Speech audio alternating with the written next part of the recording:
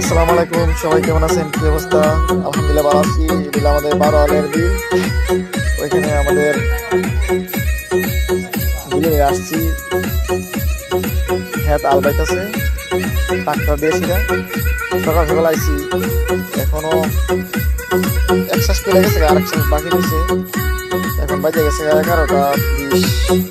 আরো কত সময় লাগে বলতে পারি না। সকাল আইছি